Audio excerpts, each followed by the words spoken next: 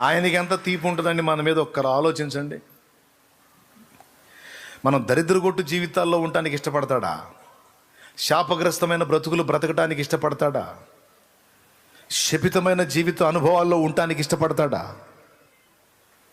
కన్నీళ్ళే అన్నపానాలుగా బ్రతికేటువంటి బ్రతుకుల్లో మనం ఉండటానికి ఇష్టపడతాడు. నువ్వు ఇష్టపడతావా నీ బిడ్డలు అట్టుంటానికి? ఏమమ్మా నువ్వు ఇష్టపడతావా? ఏమయ్యా నువ్వు ఇష్టపడతావా? నీ పిల్లలు అడుక్కునే స్థితిలో ఉండటానికి నువ్వు ఇష్టపడతావా? నీ పిల్లలు రోగగ్రస్తులై దరిద్రగొట్టు స్థితిలో ఉండటానికి నువ్వు ఇష్టపడతావా? నీ పిల్లలు అప్పుల పాలై నానా బాధల్లో పడి అల్లకల్లోలం అయిపోవడానికి నువ్వు ఇష్టపడతావా? అవసరమైతే నీ తల తాకట్టు పెట్టినా సరే వాళ్ళని బంధకాల్లోంచి విడిపించి, అవసరమైతే నువ్వు బలి అయినా సరే వాళ్ళకు బ్రతుకునివ్వడానికి ఆరాటపడతావు. తండ్రివి నువ్వు, తల్లివి నువ్వు.